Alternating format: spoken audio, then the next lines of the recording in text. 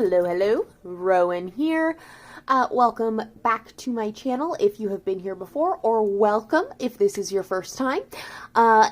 Today we are doing another installment on our Top Tarot Trumps series. This was a tag that was originally created by Musings with Masha. I'm going to link her original video down below.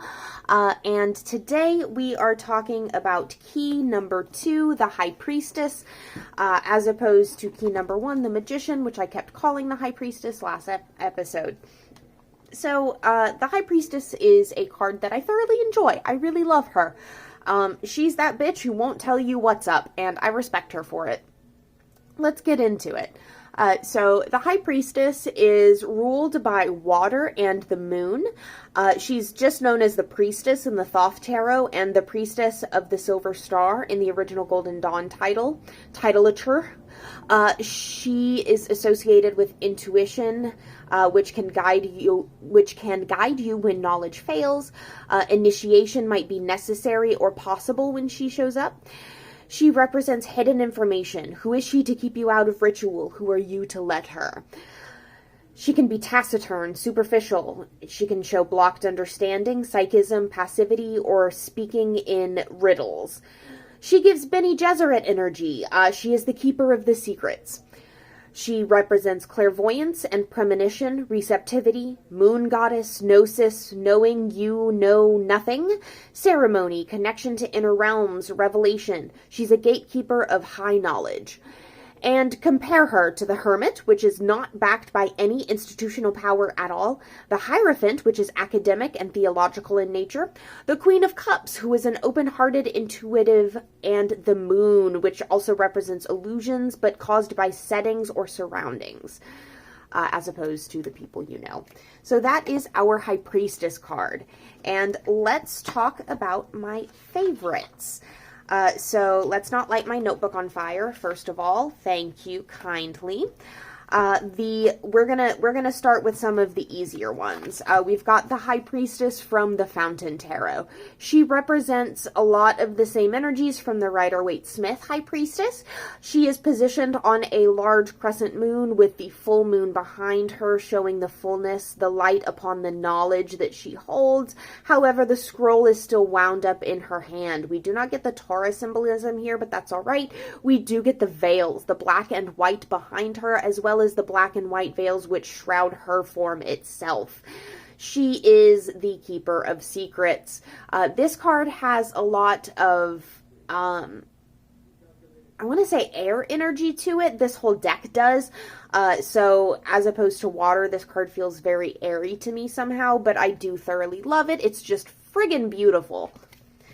Next, we have the High Priestess taken from the Intuitive Night Goddess Tarot.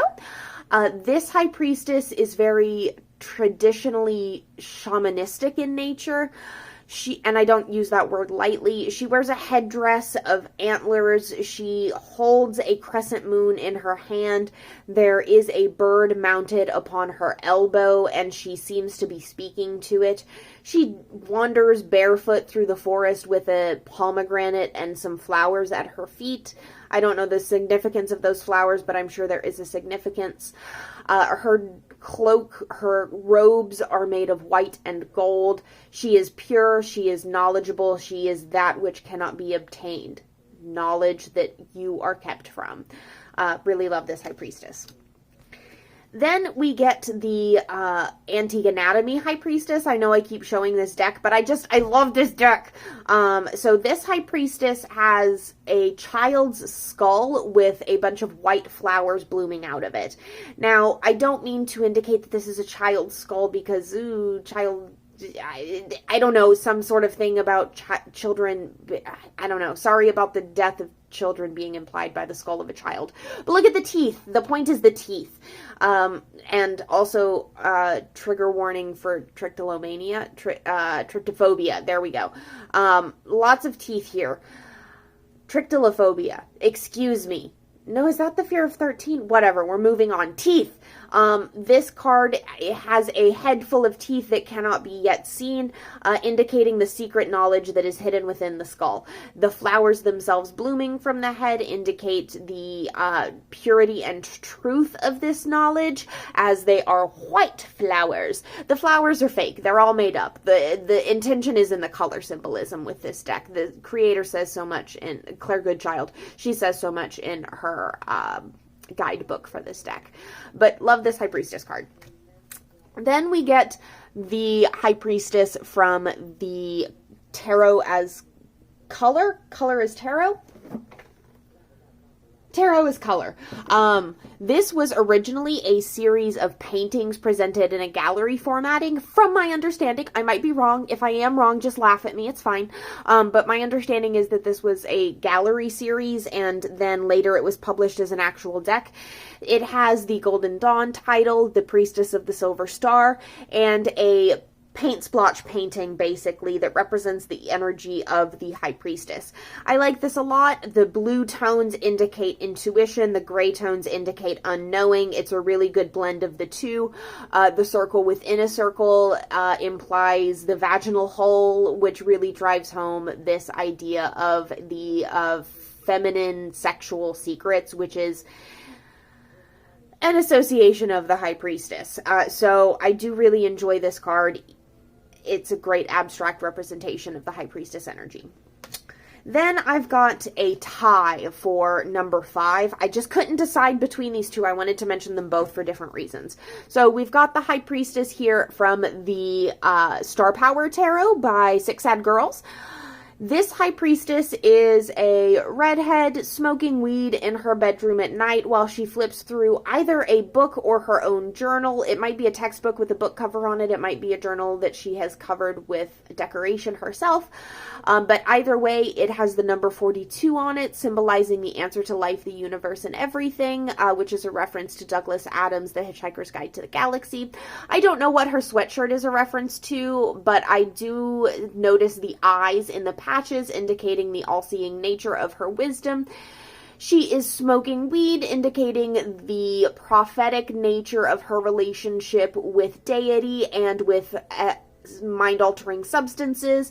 She's wearing glasses, indicating that she has additional assistance with her vision. I love this High Priestess. There's a lot of symbolism packed into what is a goofy picture of a girl getting high.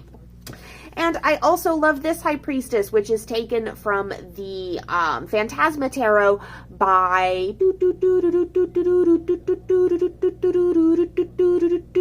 Paulina Cassidy / Faye. This is a fox who is draped in garb of blue.